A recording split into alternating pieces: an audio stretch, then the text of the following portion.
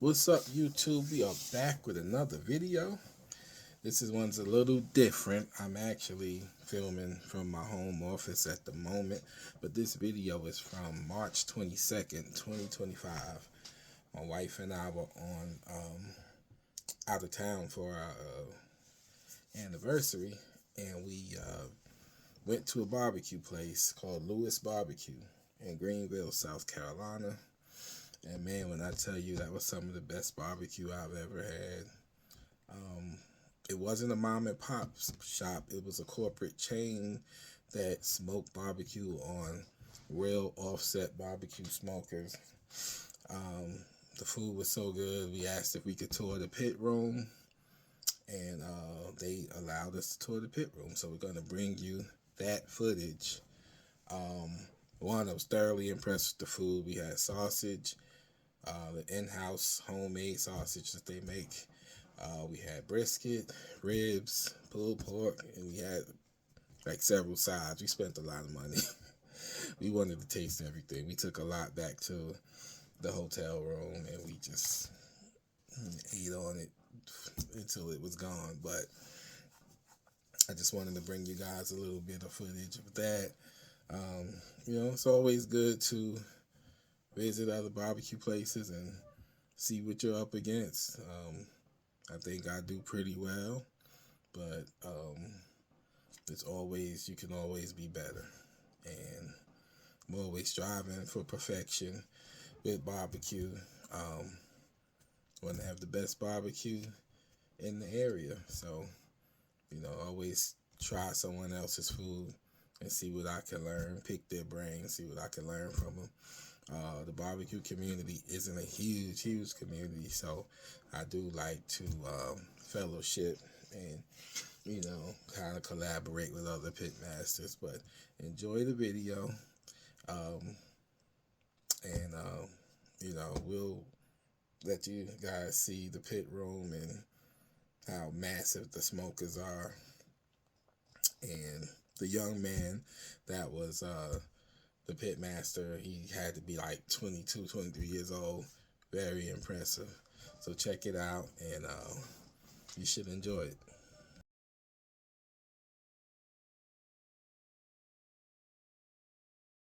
Off the floor.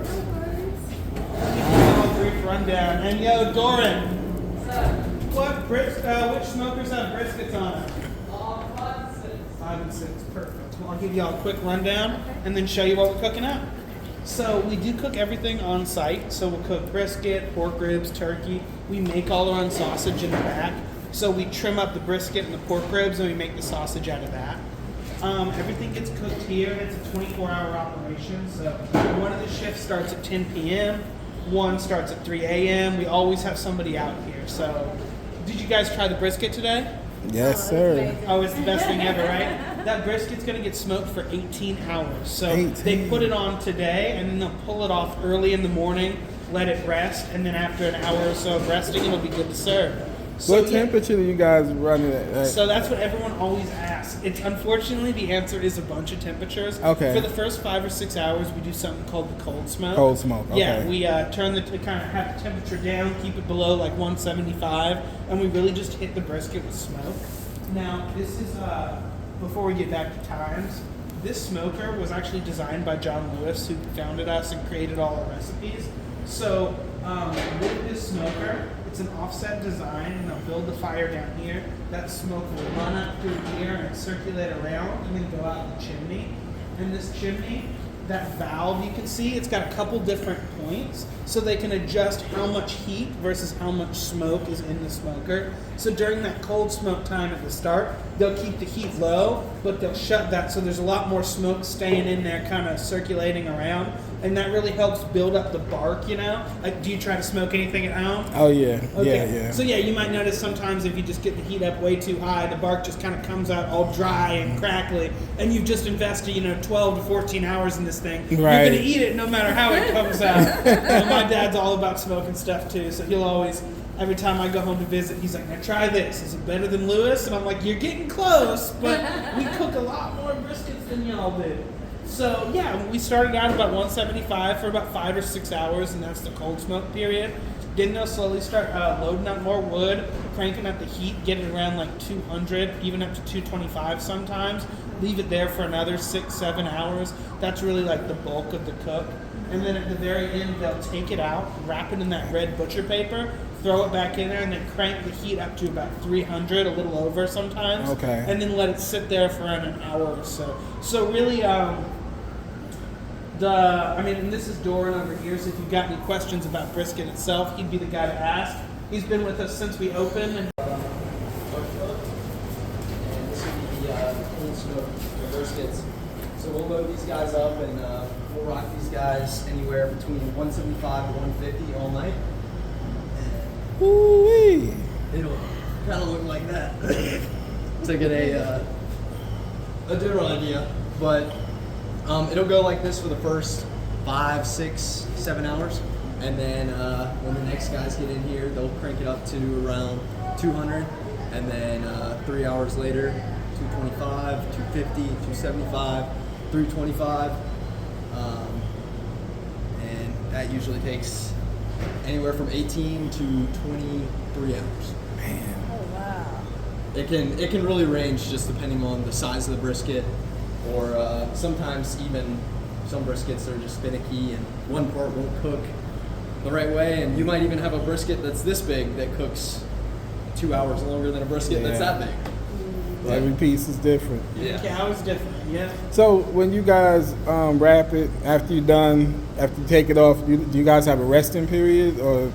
Yeah, so it's usually around an hour, hour and a half, but Okay. we really just want to hit an internal temperature of around 165 to 150, and that'll really just keep the meat out of pasteurization, but also out of the danger zone where your meat will start to spoil. Okay. And but once you really hit that 165 mark, your brisket should be perfect to slice. But if you're able to hold it for a day at temperature, then some people even recommend doing that, and it makes it better. It'll also, if the brisket still is partially in pasteurization, it will continue to break down some of the fat as it rests for that period of time.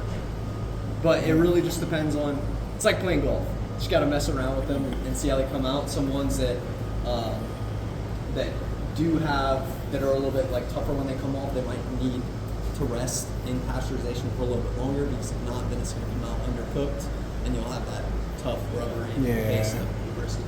I've been there before. Yeah. Hey, I mean, it's a hard piece of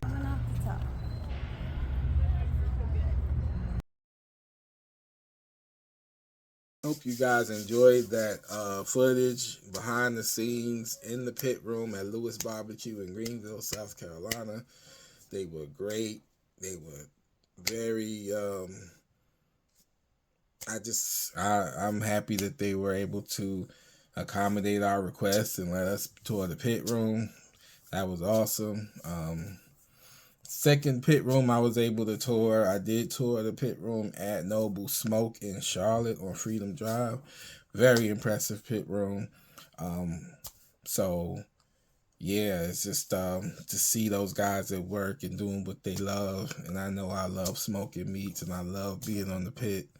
I just can't wait to be able to cook on mine on a regular basis.